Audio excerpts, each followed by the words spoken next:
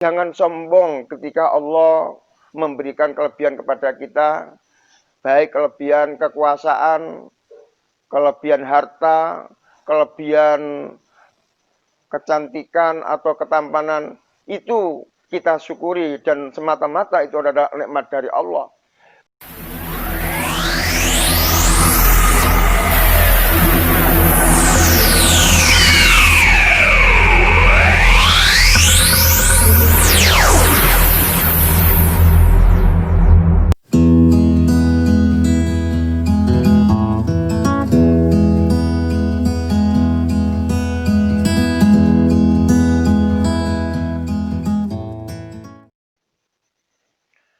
Assalamualaikum warahmatullahi wabarakatuh.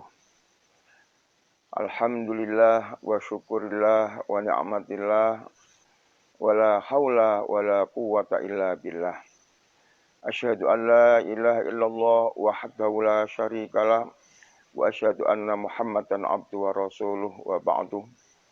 Para pemirsa yang dimuliakan oleh Allah, pada pagi hari ini kita patut bersyukur kepada Allah Subhanahu wa taala bahwa kita senantiasa diperhatikan oleh Allah Subhanahu wa taala, diberikan kesempatan, diberikan rezeki oleh Allah Subhanahu wa taala.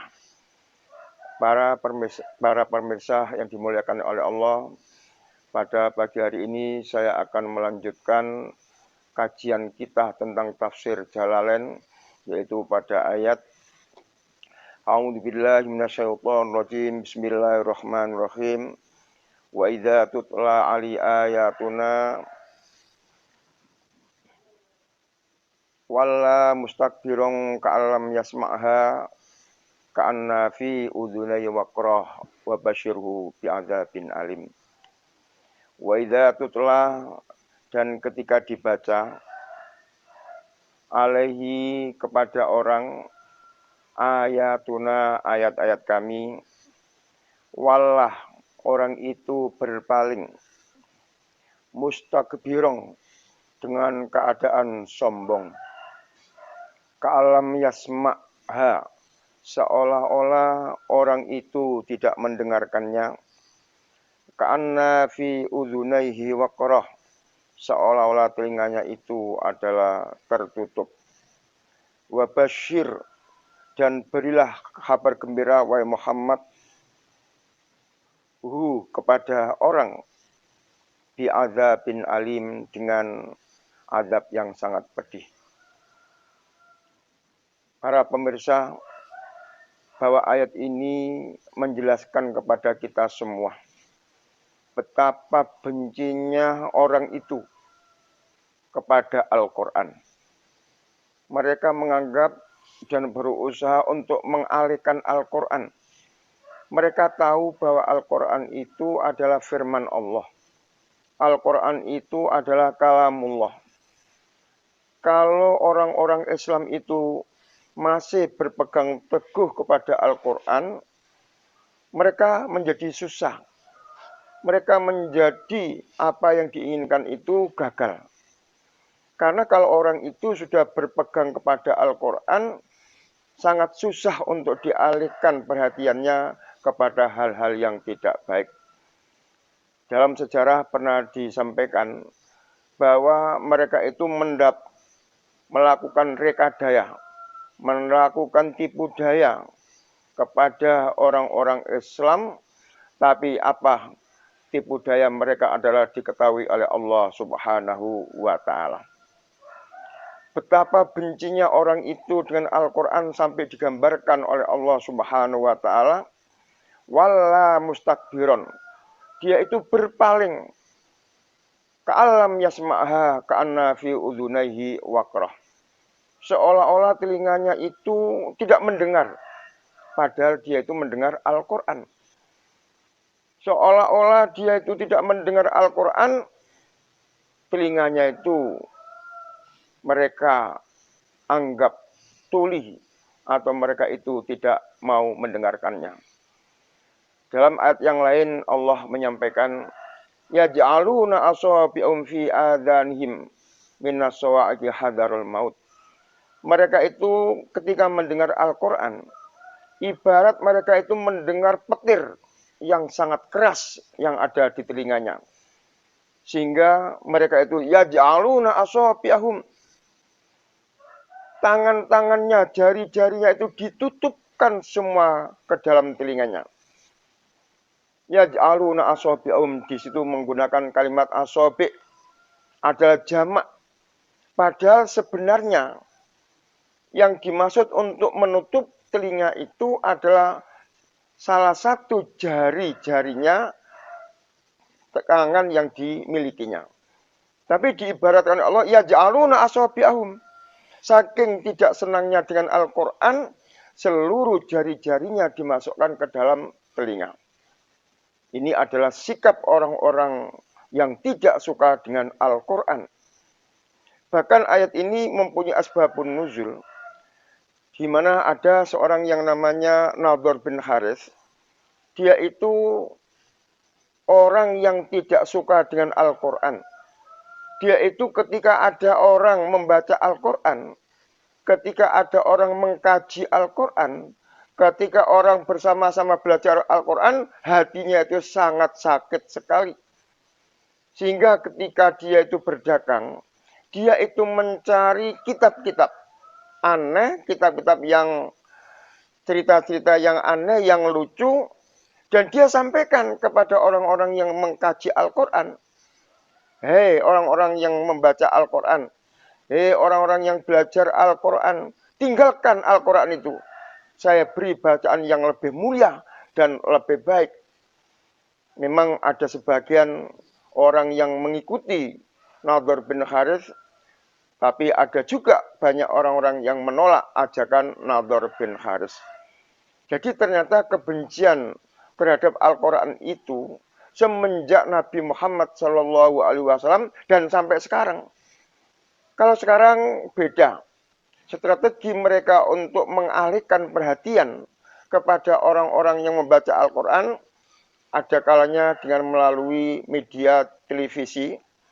Ketika anak-anak sedang waktunya membaca Al-Quran, mereka tampakkan, mereka lakukan mencari acara-acara yang sangat menarik kepada anak-anak supaya anak-anak itu lebih perhatian kepada TV dan meninggalkan untuk tidak membaca Al-Quran.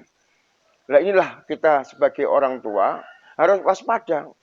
Jangan sampai kita itu menyalakan televisi sementara waktunya mengaji dan anak-anak kita sedang mengaji. Kita sebagai orang tua harus bijak. Kita sebagai orang tua harus sangat waspada sekali dengan tipu daya mereka mengalihkan anak-anak kita supaya tidak suka dengan Al-Quran. Juga sekarang anak-anak dialihkan perhatiannya tidak kepada TV tapi kepada HP. Yang mana HP ini sangat banyak acara-acara yang sangat menarik. Nah itu orang tua tidak tahu apakah anak-anak kita itu waktunya membaca Al-Quran, waktunya ngaji Al-Quran, masih melihat HP. Kita pun sebagai orang tua harus waspada. Ketika anak-anak kita memegang HP, satu yang perlu diperhatikan, lihat apa yang sedang dilihat oleh anak-anak kita ketika melihat HP. Yang kedua, kalau memang waktunya mengaji, waktunya belajar Al-Quran, anak kita itu memegang HP, kita sebagai orang tua harus mengalihkan anak kita, jangan sampai anak kita itu memegang HP. Sehingga dia melupakan membaca Al-Quran, dia melupakan tidak mengaji Al-Quran, padahal itu adalah waktu yang sangat baik untuk membaca Al-Quran. Para pemirsa yang dimuliakan oleh Allah, jadi sangat jelas sekali dalam ayat itu Allah mengancam, وَبَشِّرْهُ بِعَذَابٍ alim. Allah mengancam melalui nabinya Muhammad SAW, wahai Muhammad, berilah kabar gembira kepada orang-orang yang melupakan Al-Quran, kepada orang-orang yang tidak membaca Al-Quran, kepada orang-orang yang menganggap Al-Quran itu adalah asatirul awwalin, yaitu dongeng-dongeng orang-orang yang dahulu. Berilah mereka tahu. Berilah kabar gembira, wabasyiru. Mestinya kalau kabar gembira itu adalah membahagiakan. Mestinya kabar gembira itu adalah menyenangkan kepada orang yang diberitahu. Tapi ternyata bahwa kabar gembira yang dimaksud oleh Allah itu adalah bi'adzabin alim. Dengan siksa yang sangat pedih. Nah inilah kata mufassir adalah tahkumu, menghina, mengenyek kepada orang-orang yang selalu meremehkan kepada Al-Quran. Para pemirsa yang dimuliakan oleh Allah, kemudian ayat selanjutnya Allah berfirman, innalladzina amanu wa amilus sholihat lahum jannatun na'im. Innalladzina, sesungguhnya orang-orang amanu yang beriman, wa amilu, dan mereka melakukan as-sholihat, kebaikan, lahum, bagi mereka jannatun naim, adalah surga naim. Dalam ayat ini Allah Subhanahu wa taala menjanjikan kepada orang-orang yang beriman, orang-orang yang beramal soleh. Banyak kita temui di dalam Al-Quran, ketika Allah menyebut amanu, pasti disertai dengan wa'amilu as-solihat. Artinya apa? Seorang yang mengatakan dirinya beriman kepada Allah Subhanahu wa taala itu tidak cukup dengan ucapan beriman, tetapi orang itu harus ditindaklanjuti wa'amilus sholihat. Artinya apa? Bahwa perbuatan yang baik, perbuatan yang soleh, kalau itu tidak didasari dengan amanu, didasari dengan iman, maka perbuatan itu adalah tidak ada manfaatnya, tidak ada faedahnya. Satu contoh umpamanya orang-orang Nasrani, orang-orang Yahudi membantu masjid, membantu pondok pesantren, membantu madrasah, membantu musola. Itu adalah amal yang baik. Tetapi karena mereka itu tidak didasari dengan iman kepada Allah, maka amal baiknya pun tidak diterima oleh Allah Subhanahu wa taala. Dalam ayat yang lain Allah mengatakan wal 'ashr innal insana lafi khusr illal ladzina amanu wa amilus sholihat. Jelas sekali dalam ayat ini Allah juga menyampaikan bahwa termasuk kerugian kalau ada orang itu beramal soleh tapi tidak didasari dengan iman kepada Allah Subhanahu wa taala. Jadi ada dua hal yang perlu kita perhatikan. Amanu, bahwa orang yang menyatakan diri beriman kepada Allah Subhanahu wa taala harus direalisasikan dengan wa amilus sholihat, yaitu melakukan perbuatan-perbuatan yang baik. Contohnya melakukan sholat, melakukan puasa, membaca Al-Quran, atau melakukan perbuatan baik yang lain, itu harus didasari dengan iman. Yang kedua, kalau orang berbuat amal soleh, harus didasari dengan iman. Kalau tidak didasari dengan iman, maka amal baiknya itu tidak diterima oleh Allah Subhanahu wa ta'ala. Itulah firman Allah, innalladzina amanu wa amilus sholihat lahum jannatun naim. Para pemirsa yang budiman, lahum jannatun naim. Kalau dalam ilmu nahwu, bahwa susunan itu mubtada baru khobar. Tapi dalam ayat ini Allah mendahulukan khobar daripada mubtadanya. Karena lahum itu adalah menjadi khobar, jannatu menjadi mubtadanya, khobar muqaddam, mubtada muakhar. Apa maksud daripada tartib ayat lahum jannatun naim? Kenapa Allah itu mendahulukan khobar daripada mubtada? Mestinya jannatun naim lahum, surga bagi mereka. Tapi ini didahulukan khobarnya daripada mubtada lahum jannatun naim. Itu mendapat penekanan. Artinya bahwa orang-orang yang beriman kepada Allah, kemudian direalisasikan, diwujudkan dengan amal-amal yang soleh, maka Allah memberi tahu kepadanya, lahum jannatun naim. Hai orang-orang yang seperti itu, kamu adalah diganjar, diberikan oleh Allah, tempat yang sangat mulia adalah jannatun naim. Jadi berarti menunjukkan biar cepat diterima oleh orang itu. Bahwa orang yang beriman dan beramal soleh itu, orang itu langsung dipanggil dan dikasih tahu untuk mendapatkan surga naim. Jadi dalam ilmu nahwu, kalau sesuatu yang mestinya di awal kemudian diakhirkan, itu ada sirriyah, ada rahasia. Ada apa? Mestinya di awal kok diakhirkan. Seperti ayat yang selalu kita baca dalam surat Al-Fatihah, iyyaka na'budu wa iyyaka nasta'in. Dalam konteks ayat itu, Allah mendahulukan maf'ul bi daripada fi'il dan fa'il. Dalam ilmu nahwu mestinya fi'il, kemudian fa'il, kemudian maf'ul bi. Tapi kenapa Allah itu mendahulukan maf'ul bi daripada fa'il dan fa'il? Dalam konteks mestinya na'budu iyyaka wa nasta'inu iyyaka. Tapi Allah mendahulukan iyyaka na'budu wa iyyaka nasta'in. Ini tentu mempunyai arti yang sangat dalam.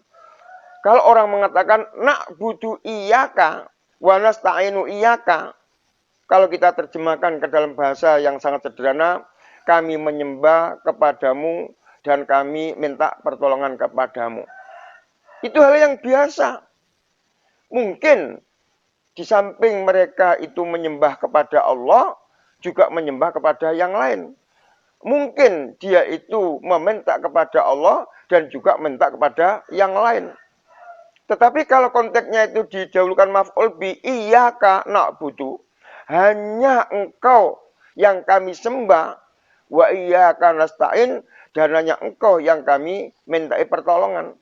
Kalau hanya berarti bitaksir, hanya Allah saja yang kita sembah dan kita tidak menyembah yang lain. Tetapi dengan konteks na'budu iyyaka, kami menyembah kepadamu, mungkin tadi saya sampaikan juga menyembah Allah, menyembah yang lain. Tapi kalau sudah mengatakan iyyaka na'budu, hanya engkau ya Allah yang kami sembah dan hanya engkau ya Allah yang kami mintai pertolongan. Ini pernyataan kita yang selalu kita baca berulang-ulang ketika kita menjalankan ibadah sholat atau kita membaca surat Al-Fatihah. Tapi kadang-kadang orang tidak memahami apa yang terkandung di dalam ayat tersebut. Sehingga banyak orang yang sudah mengatakan menyembah kepada Allah, tapi dia masih menyembah kepada yang lain. Banyak orang yang minta pertolongan kepada Allah, tapi juga meminta pertolongan kepada yang lain. Umpama orang itu sedang ditimpa suatu kemelaratan, dia minta kepada yang lain selain Allah Subhanahu wa Ta'ala. Karena mereka menganggap bahwa selain Allah pun bisa mendatangkan manfaat dan bisa mendatangkan madarat. Itu namanya kalau diterjemahkan na'budu iyyaka wa nasta'inu iyyaka. Tapi kalau kita sudah betul-betul ibadah kita hanya kepada Allah, kita memohon pertolongan hanya kepada Allah, itulah berarti apa yang kita ucapkan selama ini adalah betul. Iyyaka na'budu wa iyyaka nasta'in. Ibarat bahasanya anak muda, kalau seorang laki-laki bilang kepada seorang wanita, saya cinta kamu. Maka mestinya seorang wanita, ketika ada orang laki-laki atau pemuda mengatakan saya cinta kepadamu, jangan langsung gembira atau jangan besar kepala. Kenapa? Mungkin dia itu mencintai dia dan mencintai yang lainnya. Tapi kalau ada seorang laki-laki yang mengatakan kepada seorang wanita, mengatakan hanya engkau yang saya cintai, berarti memang kamu adalah satu-satunya wanita yang disukai oleh pemuda tersebut. Nah itu baru. Itu konteks dalam dibandingkan dengan iyyaka na'budu wa iyyaka nasta'in, yaitu dengan mendahulukan maf'ul bi daripada fi'il dan fa'il. Nah, ini mempunyai sirya atau mempunyai rahasia. Demikian juga yang saya sampaikan, lahum jannatun na'im, itu mendahulukan khobar daripada mubtada. Betapa pentingnya bahwa kita itu melakukan amal kebaikan hendaklah didasari iman kepada Allah Subhanahu wa taala.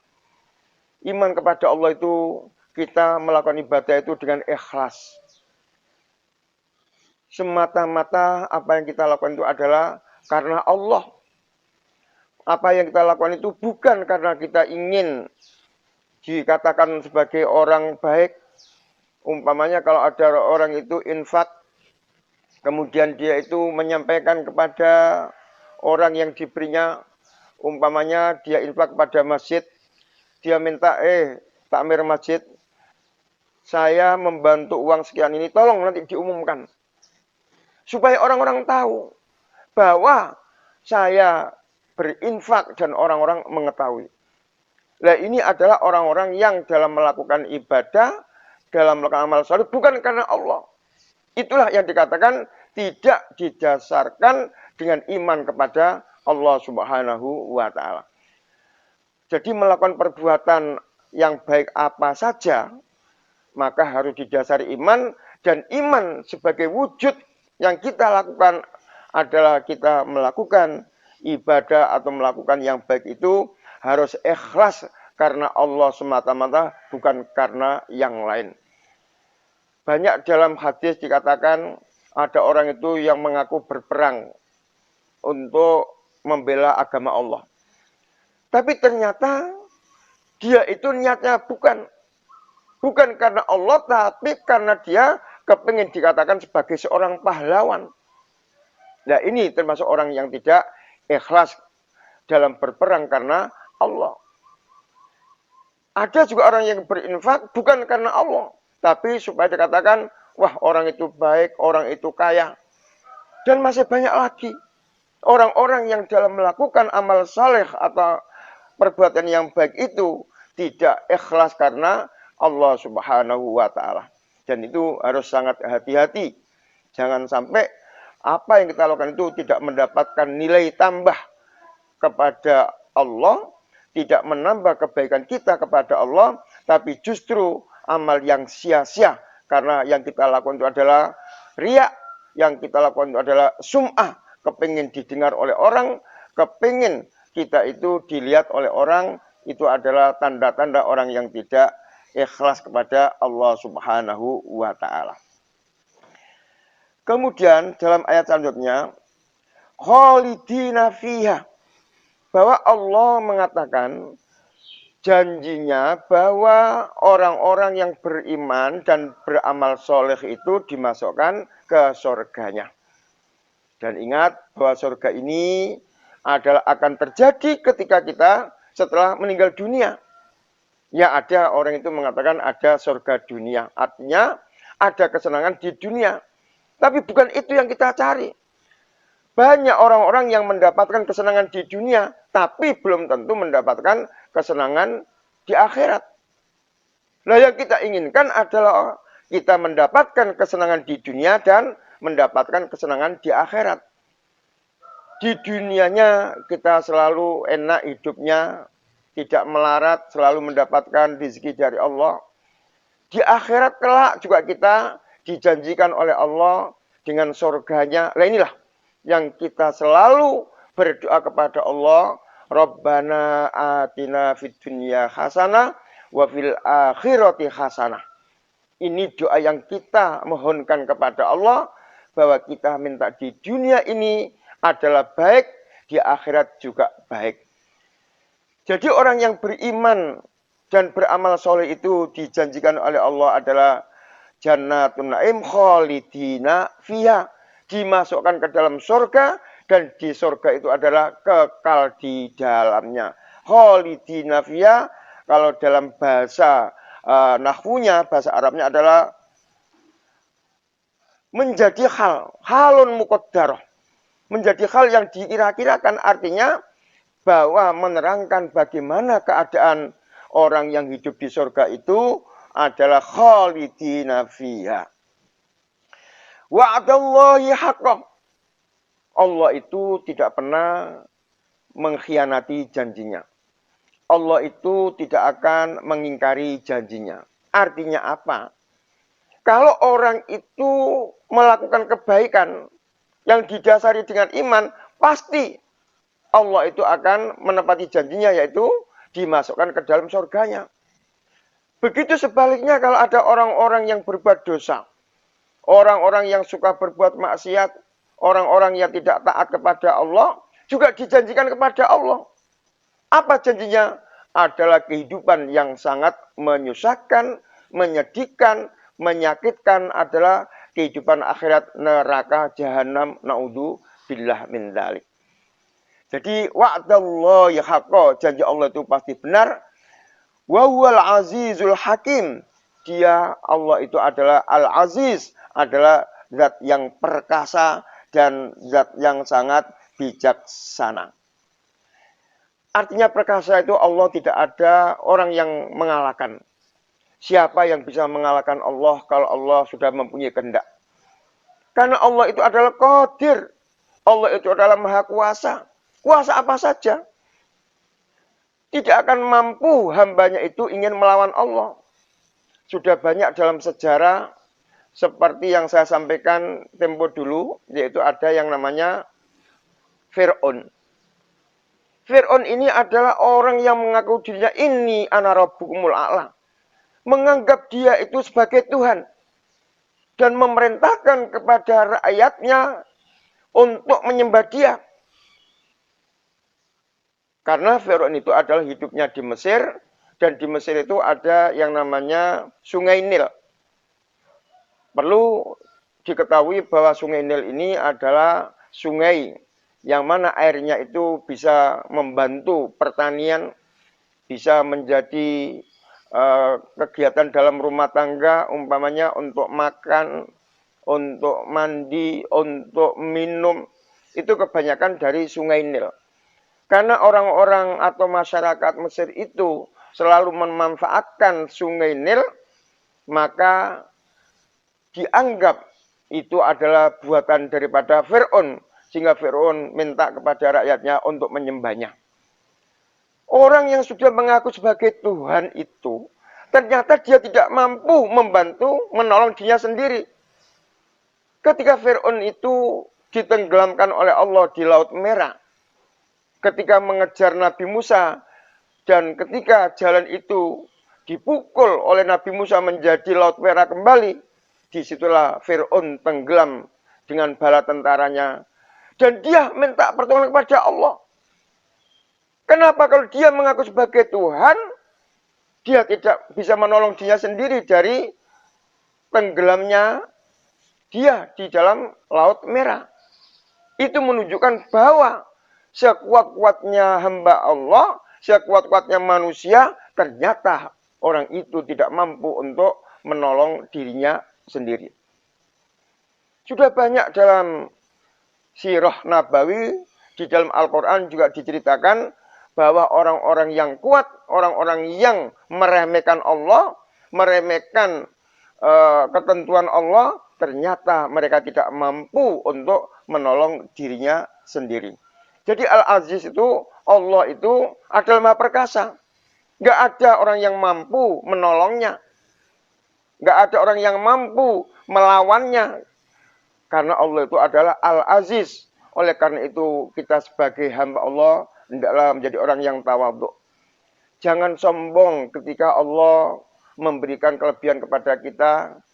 Baik kelebihan kekuasaan, kelebihan harta, kelebihan kecantikan atau ketampanan, itu kita syukuri dan semata-mata itu adalah nikmat dari Allah. Bukan kita jadikan sebagai kesombongan. Diberikan kekuasaan bukan tambah mendekatkan diri kepada Allah, tapi justru malah menghalang-halangi agama Allah. Justru merentangi orang-orang yang mendakwakan agama Allah. Nah ini orang-orang yang tidak benar. Mestinya dia itu ketika diberi kedudukan, manfaatkanlah kedudukan itu untuk agama Allah. Seperti yang kita lihat di Turki yang selama ini dipimpin oleh orang-orang non-Islam. Mereka sangat menyudutkan Islam. Sampai orang-orang di sana tidak boleh orang itu membaca Al-Quran, tidak boleh orang itu melakukan ibadah sholat, tidak boleh orang itu melakukan azan, tidak boleh orang-orang muslimah itu memakai busana muslimah.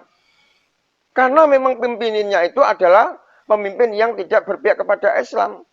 Tapi setelah Turki itu dipimpin oleh orang Islam, alhamdulillah mereka sadar bahwa mereka memiliki kewajiban untuk bagaimana agama Allah itu bisa diterapkan di muka bumi Allah ini. Mereka memberikan perhatian kepada orang-orang yang ingin mengamalkan Islam. Masjidnya juga dibuka lebar-lebar. Para muslimah juga diberi kesempatan untuk melakukan berbusana muslimah. Ini kalau kekuasaan digunakan untuk beribadah kepada Allah dan tidak sombong. Sudah banyak orang-orang yang sombong, tapi akhirnya juga mendapatkan azab dari Allah Subhanahu wa Ta'ala. Raja Namrud juga termasuk raja yang sombong, menganggap dia itu bisa segala-galanya, tapi justru dia matinya adalah dengan makhluk Allah yang nyamuk. Yang tadi saya sampaikan, Fir'aun juga orang yang sombong, tapi matinya juga dengan air. Ini menjadi pelajaran bagi kita semua. Jadi kita memahami Allah itu adalah Al-Aziz, Allah itu adalah Maha Perkasa, maka Allah itu tidak akan bisa dikalahkan dan tidak ada siapapun yang ada di dunia maupun di akhirat yang bisa mengalahkan Allah Subhanahu wa Ta'ala. Tunggu saja orang-orang yang menentang, merintangi agama Allah. Tunggu azabnya. Pasti Allah akan memberikan azab. Dan Al-Hakim, Allah adalah maha bijaksana. Artinya Allah itu menempatkan sesuai dengan tempatnya. Satu contoh, kalau ada orang itu yang iman dan beramal soleh, maka orang itu ditempatkan di surga. Kalau orang itu di dunianya selalu makan dosa, maksiat, maka Allah itu menempatkan mereka di neraka dan diazab dengan azab yang sangat pedih. Ini adalah kebijakan Allah. Ini adalah Al-Hakim, yaitu wad'u syai' ala mahalli, meletakkan sesuatu pada tempatnya. Allah itu adil. Allah itu tidak akan mendolimi kepada hambanya, tetapi Allah itu adalah maha adil sesuai dengan namanya. Allah itu adil, maka Allah itu akan menempatkan sesuatu sesuai dengan tempat hambanya yang semestinya. Saya kira dalam pengkajian tafsir ini, yaitu ayat yang saya sampaikan, wa idza tutla ali ayatuna wala mustakbirun ka'alam yasma'ha ka'anna fi uduni waqra wa basyiru bi'adzabin alim innal ladzina amanu wa amilus sholihat lahum jannatun naim khalidina fiha wa'dallahi haqqan wa wal azizul hakim. Para pemirsa yang budiman, mudah-mudahan apa yang saya sampaikan bisa bermanfaat dan bisa menjadikan koreksi bagi diri kita. Sudahkah kita termasuk orang-orang yang diinginkan oleh Allah, yaitu orang yang selalu membaca Al-Quran, selalu menerjemah Al-Quran, selalu mengamalkan isi-isi Al-Quran, dan sudahkah apa yang kita lakukan itu kita dasari dengan iman kepada Allah, ikhlas kepada Allah, dan amal yang baik kita juga kita dasari semacam itu, dan kita yakin bahwa apa yang disampaikan Allah itu pasti benar. Apa yang dijanjikan Allah itu pasti terrealisir. Tidak mungkin Allah itu mengkhianati janjinya. Aqulu qouli hadza fastaghfiru innahu wal ghafurur rahim. Wassalamualaikum warahmatullahi wabarakatuh.